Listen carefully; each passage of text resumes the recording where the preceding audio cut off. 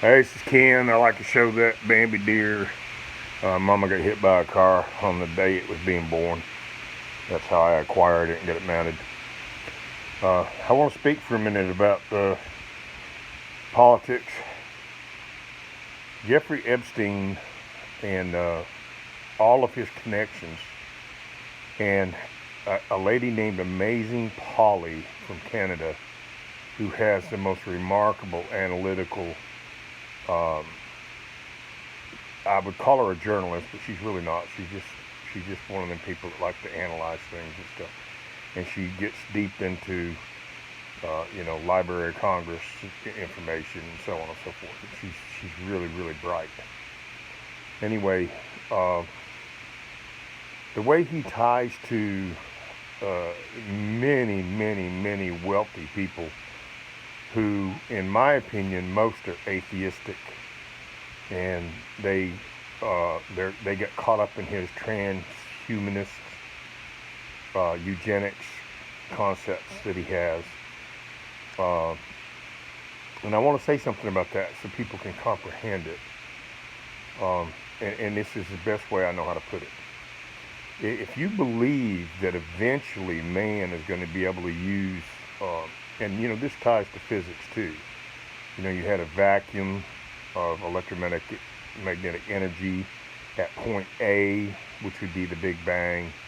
You had the singularity that grew exponentially into the gaseous universe, and then eventually those things clumped together, and here 4 million years ago we start developing life on Earth, etc. And so, but we've learned a lot of things about string theory and strange entanglement and the holographic universe theory and black holes, and now there's a new black hole that they don't really understand, and so our astrophysicists and those kind of people keep learning stuff every day, and we know a lot of stuff.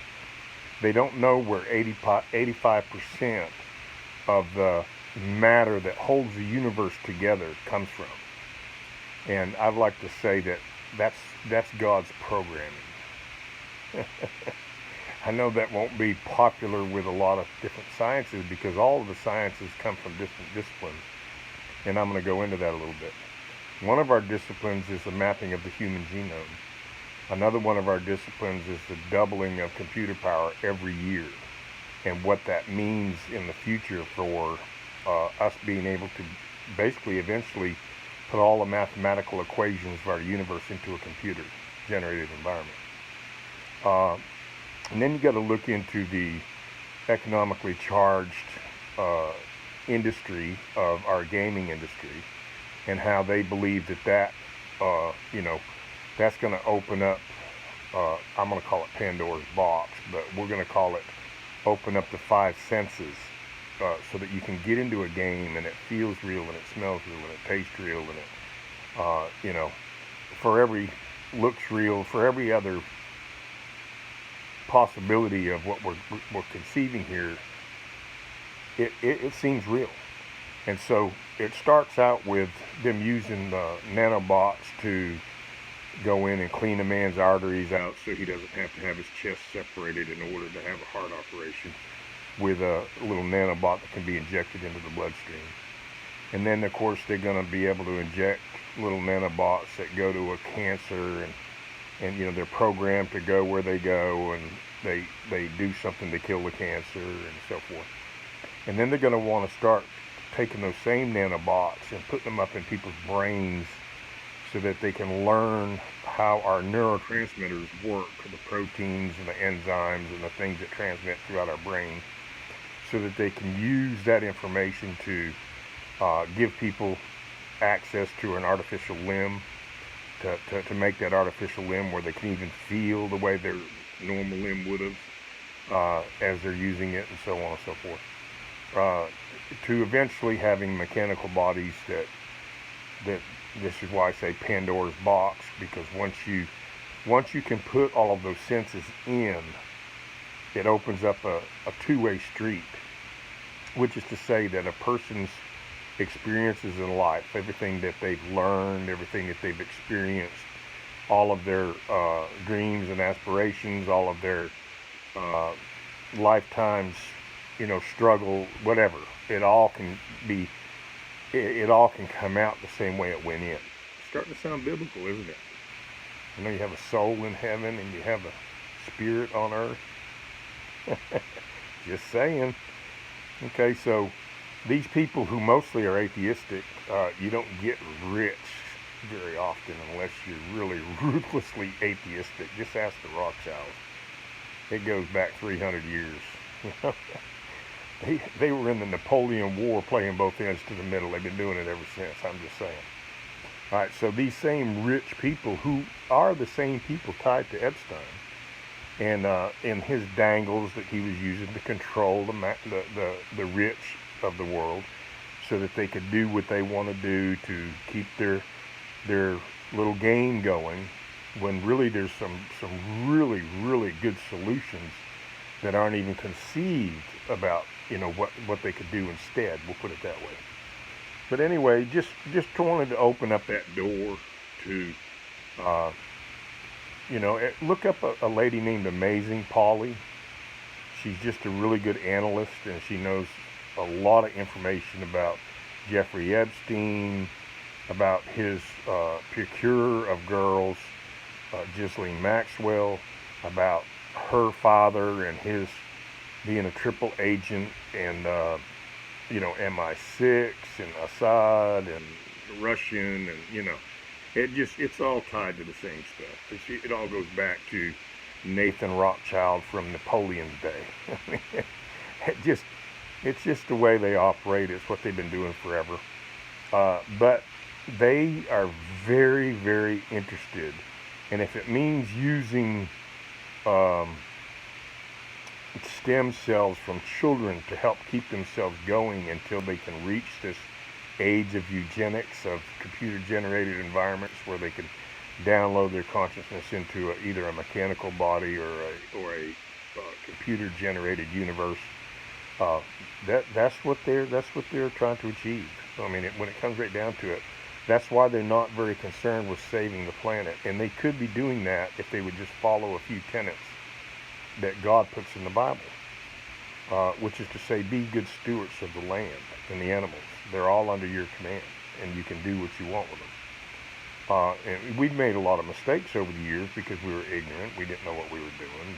We're fighting with the Indians and killing off all the buffalo, which was really, really stupid, because a migratory herd animal going over grasslands folds the grasslands down, and that's what captures the carbon in the soil, and it prevents a lot of that carbon from being released into the atmosphere.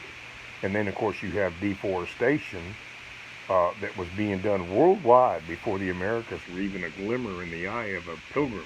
I mean, it was just something that was going on, and it has been going on. And now we have some people that are trying to do things like regrow the redwoods and try to replant trees in India and these kind of things. But there's other things we could be doing as well, and this is one of the main concepts that I believe is really, really important. We could be using the ocean's tides and ebb and flow and energy to produce desalinated, electromagnetically desalinated water, which is known to produce like double and triple the plant size because it's so clean. It's water that's like millions of years older in the way that it's clean compared to water today. So it's a process of cleaning that water, and of course it can also be removing the toxins and what have you out of it so that they can be stored somewhere in a better place than what's normally being stored. But anyway, imagine a platform that's anchored through the center. It has a walkway around it. The waves that splash on it or the rain gets channeled down to pinwheel generators. Meanwhile, underneath that platform, there's paddle wheels with pinwheel generators so that the ebb and flow of the ocean is constantly catching that energy of the tides coming in and the tides going out, so that it creates the energy that's needed for the desalination process and the pumping of that water for thousands of miles inland. Now imagine the best energy production cash crop known to mankind. And people are going to get turned off when I say the hemp plant, because they know that hemp, marijuana, they know that there's a THC element to this problem. But what I'm talking about is a bioengineered hemp plant that produces a huge seed. What people don't know about that is the THC chemical that people get high on is the very chemical that produces the seed, and yet the seed doesn't have THC in it.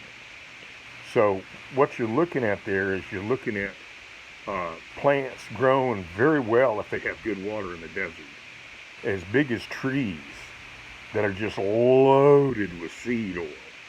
And that seed oil could be, and these are different science, as I said before, these are different science disciplines that are mixed and matched and put together so that these concepts could come to fruition. So you got the desalination factory sending the clean water thousands of miles inland. You could have in-ground desert homes that are being cooled with conduction cooling system with no damage to the ozone layer. You go to where the seeds are being grown. There's carbines that separate the seed from the foliage. The foliage gets sprayed back out onto the desert land.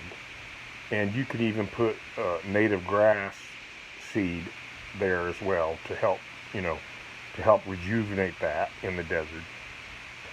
But what happens is you follow those carbines that are also baling the stock and kicking it into wagons to be transported to building material facilities and clothing facilities and other fiber production facilities. And then you have herd animals that are following the carbines, a lot like migratory herd animals used to do years ago. And there's been many scientists that have said this is a method they've been using in the deserts of Africa to restore the land there. And it's working really, really well. And there's a guy in America who used to own Church's Chicken who bought some land in Texas. And when he bought that land, it was nothing but aerated limestone under the soil. There was nothing holding water, keeping water there. It was just a dry, arid place. There was nothing good happening there. And as he planted the grasslands in that region, all of a sudden the land started popping springs up out of the ground, and now he's got lakes all over his property. He's put his whole property into a foundation for future people to be able to enjoy it. Kind of a Teddy Roosevelt kind of thing. But anyway, this process I'm talking about, is pumping the seed into trucks that can be transported worldwide in seed form with no detrimental spills to the environment. In other words, if it was spilled even in a tanker in the ocean, the fish would just eat the seed and become healthier. And of course, the microorganisms might get the waste from the fish and they become healthier, and that's the bottom of the food chain. And so things, that whole continuance of health. One of the major things this seed oil can do that people don't think about, and you're gonna laugh when I tell you what comes behind it. It can be made biodegradable and environmentally friendly. And I'm going to say this, and it's going to make you laugh, but think edible panties. I know it sounds stupid, but think edible panties when it comes to the plastic, okay? Because the plastic can be put into recycling centers, and they can use big fans to blow that plastic up in the air and capture that plastic from normal trash and use that plastic for winter fodder for the same animals that are following the carbines.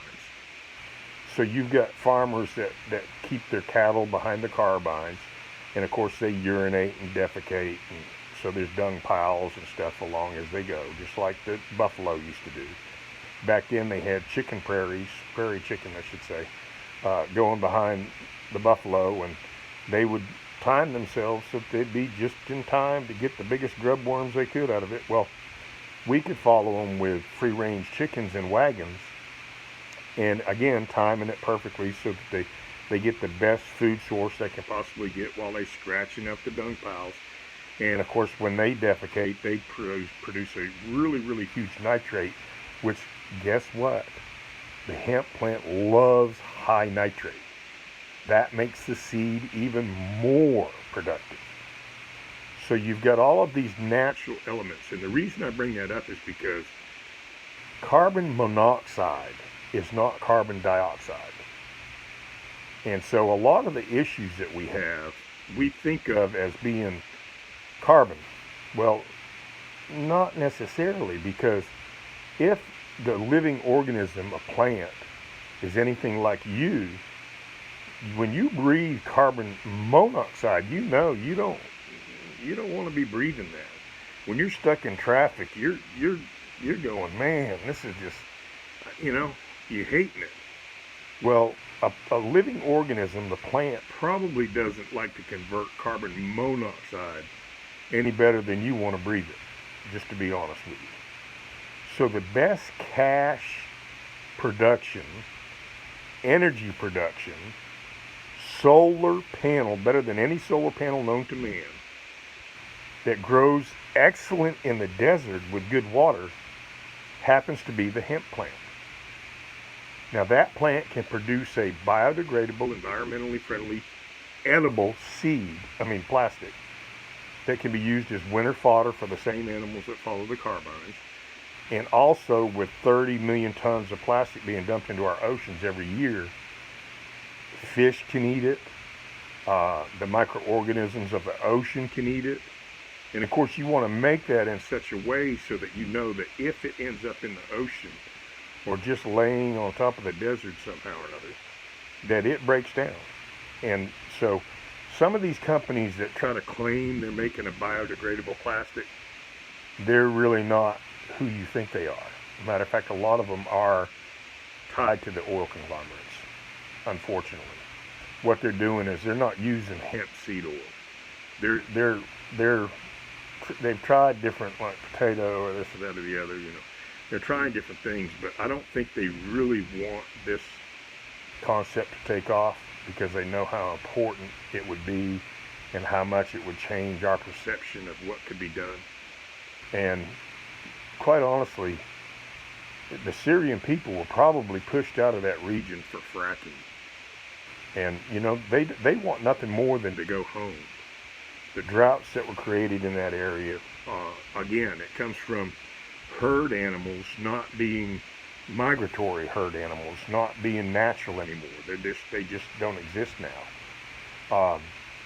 That's in Africa. That's in anywhere north or south of the equator on the 30-degree line is pretty much the center of that dry, arid area. And this is the same area that could be used, that nothing's there, that could be used to create plush greenery that we know will grow with good water. And that greenery produces a huge amount of seed oil that can be transported safely throughout the world and can be made, can be used in every way that crude oil is used, except three. One is crude oil produces carbon monoxide that's laced with heavy metal. And this produces a natural carbon dioxide that the plants right there love, because they love a lot of carbon dioxide and they convert it to oxygen. So the other thing that's good is it can be transported anywhere safely in the world, because there's no dangerous environmental spills. So not only is it burning carbon dioxide, a natural carbon dioxide instead of monoxide, it's also transported, anywhere in the world without dangerous spills. And then to top all of that off, it can be used for building materials, it can be used for clothing, the stalk of the plant that's kicked into wagons, like you bale hay, same thing. And those wagons are transported to clothing facilities, they're transported to building material facilities for the in-ground homes, they're transported throughout the world for any kind of fibrous product, period. But the scraps or the extra of that stock can be burnt. This is what really kicks it off and makes it even more perfect than anything. The scraps or the extra of that product can be burned in a coal type burning facility right there where the plants love the dioxide. But that smoke isn't just dioxide because it's cleaned up pretty good because they're scrubbing it to extract the hydrogen. The hydrogen gas that can be used for compressed gas from the best solar energy panel known to mankind. Man can't make a solar panel as good as the hemp plant, period.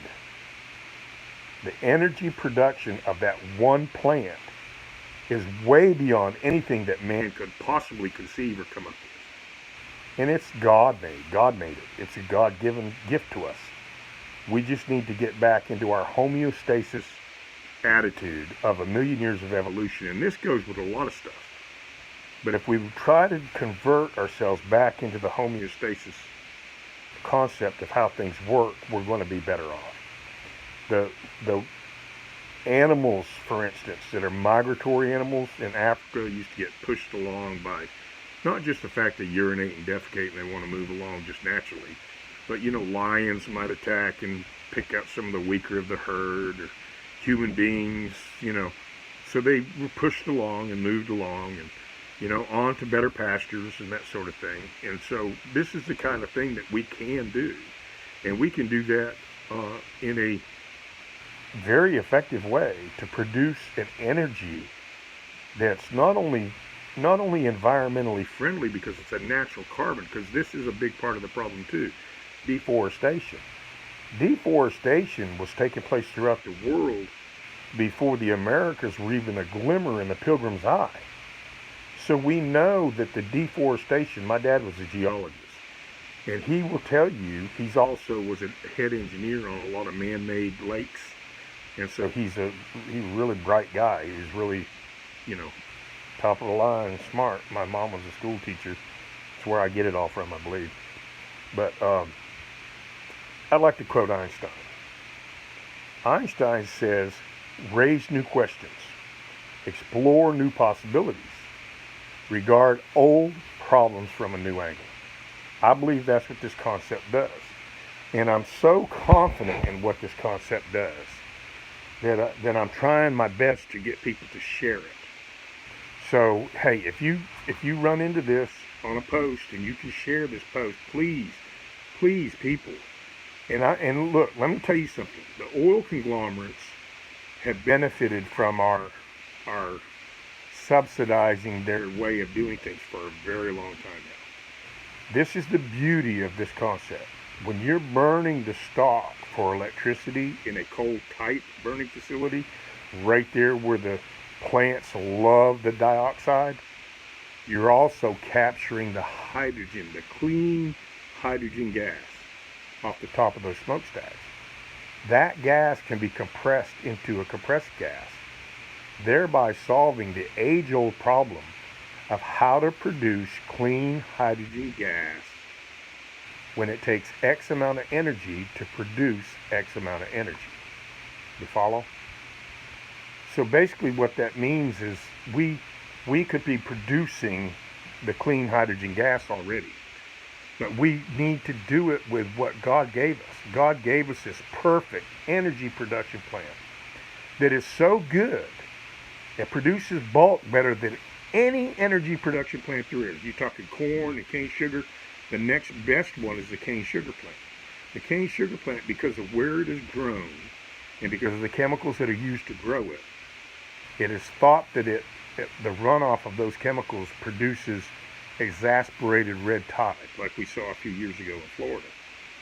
So what we're looking at is a plant that can be organically grown, because you've got your cow dung, you've got your chicken scratches, that's your nitrate. That's the first number of your fertilizer. The three numbers in a fertilizer are nitrate, bone and blood meal, which, by the way, spread out in the desert, is not going to produce the problems that they have with the retention ponds that they have at slaughterhouses. So basically, they could be taking that same stuff from them retention ponds and spreading that out right at the end of harvest. And because it's in the desert in that hot sun, it's just going to cook into the soil, and it's going to create the organic that's needed to do organic farming. The other thing that happens, of course, I would run it through a wood chipper to make it fine, the bone, whatever.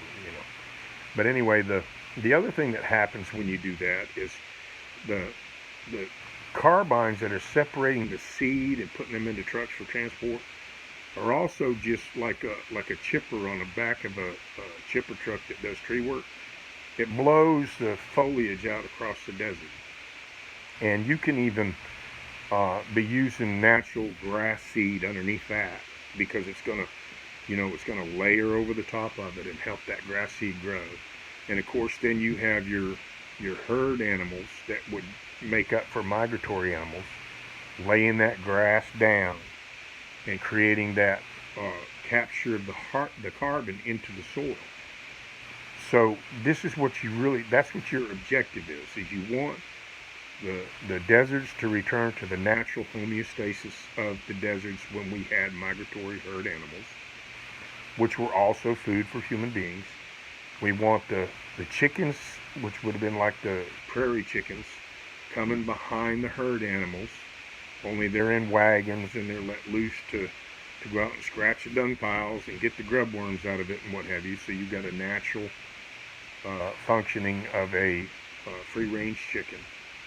And all of this could be done in desert land on the 30-degree lines, both north and south of the equator. And that one action alone can drastically change the amount of carbon that we have in our atmosphere, because the carbon released from the soil that used to not be released when we had migratory animals now is just like when we had migratory animals. It doesn't get released, it stays in the soil. And then also the aerated soil that is like a lot of limestone that's really, really dry and what have you. Look up the guy that owned Church's Chicken and what he's done with his property. I wish I could think of the name of his property, because it's like Sequoia, or something like that. But off the top of my head, I just don't know it. But I think if you put, ex-owner of Church's Chicken, Wild Reserve, something to that effect, you might come up with what he's doing there. And there's another man in Africa that's showing how herd animals being moved around by people is doing the same thing that migratory animals used to do in restoring the deserts there. So we know this works. We know that it captures the carbon in the soil, and we also know that it provides food for people at the same time that it is doing what it should do in a natural homeostasis. People give hunters a hard time. You can tell I'm a hunter. Well, there's a reason I'm a hunter. Because hunters are the ones that protect the land. We protect the land through conservation efforts that are done by the Game Warden Service that we pay for. We protect the land with our private hunting clubs, where we can pay a tree farmer for existence. For example, we can pay a tree farmer to keep his property because we pay the taxes on his property. So he can afford to wait for his trees to grow for 20 years before they're harvested. And then he replants trees, and so the cycle continues. And it's hunters that do this. And so, you see these people pushing their no-meat agendas and their vegetarian agendas and all of this kind of crap. And in reality, all of these things come together with a million years of evolution. And if you don't think of how things worked during a million years of evolution, you're kind of missing the big picture. I don't know how else to say it. I can ace a Mensa test. And so, basically, I rarely get things wrong. And the hemp plant itself, there's some things that need to be studied here, and I'll tell you exactly what needs to be studied. Does monoxide convert to oxygen as well as natural dioxide? And you're going to find no, it does not. That's just me knowing because I know. And nobody's told me that information. I haven't read that information anywhere. I'm just like that. When it comes to the problems, I can solve them. I've been a problem-solving guy my whole life. I used to own a tree service. I talked people out of cutting down their big, beautiful oak trees. I'd be like, why are you cutting down this oak tree? This oak tree would never land on your house. It's got a great big root system that acts like a hinge. And when it comes down on your house, it's just going to lay down there gently. Meanwhile, the only way that would ever happen is in a tornado, and you may have a tree from 4 yards away come onto your house. Now, right here behind your oak tree, you got about 10 pine trees with two different types of southern pine borer beetle and the pine borer beetle that are detrimental to these trees. They're hurting them. They make them weak. When these wind shears come along, let alone a tornado, they break off 10 foot off the ground. And here you got this beautiful oak tree with these big arms keeping that from hitting your house. Why would you want to eliminate that? And I lost a lot of business from trying to do the right thing over the years when it comes to that. And so I'm one of them guys. I'm a naturalist. My dad was a naturalist. He worked for the Soil Conservation Service. He made 18 man-made lakes in the state of Maine. He was the head engineer on most of them. He also went back to school as a geologist. He's the one that could show me where the land separates. There's different places in the world where you can read the layers of land like the tree rings on a tree. And he could show you, see this layer right here? Well, that was 10 years worth of old growth forest burning. And he'd go down a few more years. See this one? That was another 10 years of old growth forest burning.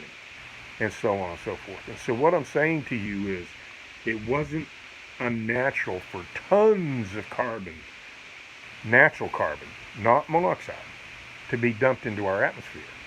What is unnatural is carbon monoxide. And you can't blame, let me get it straight here, you can't blame the oil conglomerates of the day, because they didn't know, and they were just trying to make money. And they had billions invested when it was unusual to have millions invested. And so, yeah, when they did start finding some of this stuff out, and a lot of this, was at the perils of their own children, if you think about it, not to their benefit as well, but, we need to forgive them. And because they are the best suited for this concept. Think about that. They have oil derricks. They build oil derricks right on the ocean. These can be built in shipyards. But they have the money. A lot of people don't look at true cost analysis of things. For us to drive an automobile, for instance, we pay a certain amount of money for that automobile. We pay a certain amount of money for that fuel. Then we pay a big amount of money for our military to allow that fuel to reach us. And we pay our taxes to make the roads so that we can use the automobile on the roads. That's what's called total cost analysis. And so what I'm saying is, this cash crop, desalination factories, building material facilities, clothing facilities, the oil that can be used every way that crude oil is used, except it doesn't produce the carbon monoxide. It doesn't create environmentally dangerous spills. And you're going to laugh when I say this, but it can make an environmentally friendly, biodegradable plastic that's edible. So the 30 million tons of plastic that gets dumped into our ocean every year can be 30 million tons of edible plastic that just makes the fish healthier. That just makes the microorganisms of the ocean healthier. We can fix this problem, people. And it isn't going to be with the new Green Deal from AOC, I promise. I don't mean to make fun of her, but she's dumb as a rock. Okay? I'm not a Republican. I'm not a Democrat. I'm a conservative. And people are going to, everybody thinks the way they want to. I'm a conservative constitutionalist American. Now, I realize this sounds naive, but my name is Kendon Erland Curtis. And I know that the oil conglomerates are best suited to take this concept up and run with it. I'll also put it out to Elon Musk and Bill Gates, some of the people that are trying to work on these problems. Hey, guys, come on now. And if you do develop this concept, please seek out my family in Conyers, Georgia, America. because I have a pacemaker. I'm probably not going to be around to see it come to fruition, if you will. But I would really, really like for you to give a small percentage of the gross profits from this product concept to my family. Now, I was given this in a God-given dream, and I was told not to be greedy about it, and that's why it's being told right now to you. I was told to share this concept with the world. That's what I'm doing. There's no greed here. I'm kind of like Nikola Tesla, you know. I have really, really good ideas sometimes, but there's no greed. And, it's just like Brian Kemp of Georgia. You have the pilot programs in the schools of Georgia today. Put gunshot detectors into the schools and add them to what you're already doing. You heard it from me. Gunshot detectors already exist, but they don't open up safes for your security officers where they can get to even non-lethal weaponry. Flashbangs that throw up rubber balls. Teachers could take the kids into safe rooms that have bulletproof sheetrock and glass. Slides on the door. They got a safe if they're certified and trained that has beanbag shotguns and flashbangs that throw up rubber balls to the school shooter. Set up the way they would be on the embassies. You could do that with safe rooms where if the shooter even gets close to the safe room, you push a button and I'm just saying, people have a problem with teachers having day-to-day access to guns. Why? Because they're scared a student will overpower the teacher, or the teacher will get a little nutty one day. Let's face it. But they can also have access to those safes on non-school days for training and maintenance of the weaponry and what have you. That's done through the main office. It takes 2 people to put in their code, turn a key simultaneously, just like a Nike missile site, which, by the way, I've been inside of, and I know how they look and how they work, where somebody can't just singularly open up the safes and what have you. And, of course, you can do it the same way they do with security systems, where if somebody tries to cut a line, it's known. And I would even put fake safes out in the hall. So if anybody breaks the glass to try to get into a fake safe, they get the same thing they would get if they tried to pull the fire alarm, and you know what I'm talking about, without me saying too much. So anyway, that's my post. God loves you. I love you. Pray for this nation. Pray for our constitutional rights and values.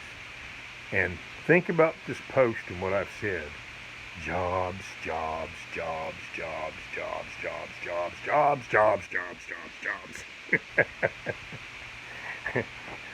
Let's use some of that stuff that we've been using to create war to help prevent war. Desalination factories that allow the Syrians to go home. Desalination factories where we can say to, and they have desert land too, where we could say to Iran, look, you guys can continue on your nuclear program, right? And there is no safe dispensing of nuclear waste. I'm sorry, but there isn't. Wake up, people. There's no safe dispensing of nuclear waste. It doesn't happen. And I'm not saying that we shouldn't still try to do some of the other things. I got to get up every once in a while. I have a really bad back. I'm not saying that we don't have other ways that we could be doing things to help, to help make things more profitable, more feasible for electricity, and I'm not going to shut down Elon Musk's concept of electric cars. But, hey, Elon, when you sit on magnetic rails, okay, some of us have pacemakers. We can't have magnetics. I'm just saying. But your tunnel concepts for cars that can be pushed through those tunnels with compressed air, the same exact concept. This people don't think about it. What he's talking about is the way when you put your check into that little round thing and it sends it up inside to the bank, he's talking about doing that with cars or with transportation systems. Brilliant. He's brilliant. You got to give it to him. So Elon, if you hear this, but most of all, people share this because I know I don't have a lot of followers. They shut me down over different political things that I say, and it's just the way it is. And so I don't even know if I'll be able to download this, to be honest with you, after I get done saying what I want to say. I'm very, very, very American oriented. I believe in our Constitution. I believe all men are created equal. My granddaughter dates a black kid. You know what? I don't care what color that boy is as long as it makes her happy and he treats her right. Period. So people that think us constitutionalists, conservatives are somehow racist, it's funny to me. We're libertarians, we're constitutionalists, we're conservatives. We're not racist. Matter of fact, a conservative believes in the Bible. God made the races he looked and it was good. A good Christian doesn't point the finger. Now, I know there's a lot of bad ones out there. There's a lot of bad people in every religion. We don't make excuses for Timothy McVeigh or Eric Robert Rudolph or Ted Kaczynski. Okay? We shouldn't be making excuses for any terrorists. Period. But we should also be accepting the Muslim religion, providing they're not going around spreading some sort of anti-Semitic crap. I mean, come on, people. Don't make excuses for them. It's wrong. That's just as racist. When Louis Farrakhan gets all jubilee and excited and says, white man's going down. I mean, come on, people.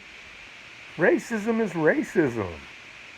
We need to shed our tribal differences, especially in America when they're trying to gaslight us. What do you think George Soros and the Rothschilds and the Rockefellers and the Warburgs and the Benzos and all these people and all of their pawns, the Bushes and the Clintons and the Obamas and all, who do you think and what do you think they really are trying to do? What they should be doing is this concept I'm referring to. But what are they really trying to do? They're trying to gaslight war. The same thing that Nathan Rothschild was doing in Napoleon's day. They've been doing it since then. It's not natural for people to hate each other or not want to be around each other. What if you put a bunch of kids, I don't care if they're Muslim, I don't care if they're black, yellow, green, I don't care what they are. They're going to climb over each other. They're going to poop and pee on each other. They're going to laugh and giggle together. And they're going to damn scuffle a little bit. And they're going to have fun. We're the melting pot of the world. And they're trying to gaslight us? Come on, my Democratic friends. I was a registered Democrat for a lot of years because I vote my conscience every time. And I believed in Obama. I voted for him the first time. And then I kind of found out he's probably an Iranian agent. And so, you know. But I'm saying, come on, people. We're Americans. Let's be American first. Instead of pointing the finger, because that's what they want. They want us pointing the fingers at each other. If I'm Republican, which I'm not, because I'm a constitutionalist, but if I'm a Republican and I point the finger at a Democrat, which I'm not because I'm a constitutionalist, or if I'm a Democrat and I point the finger at a Republican, the oligarch gets exactly what he wants. Our founding forefathers knew a lot about oligarchs.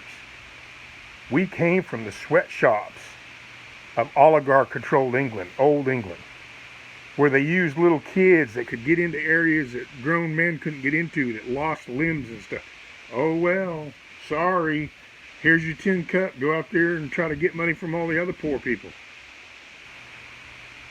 I'm just saying. What do the two-class oligarchs of the world want?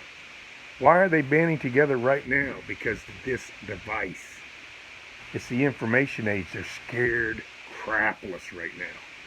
Because they know we're catching on to all of their dirty deeds. They understand that we're learning. The Q movement's done a lot towards that. People make fun of Q. Hey, you're a conspiracy nut if you believe that. You're an idiot if you believe the mainstream news. I'm sorry. I'm going to tell it like it is. I can ace a Mensa test. I'm allowed.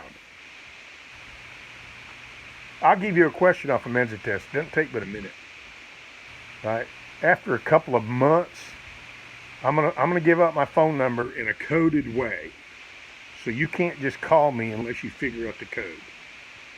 ATL 623-9938. That's not the Mensa test. Okay, the question. This question was given to me downtown Atlanta by a Georgia Tech student that was in the engineering department.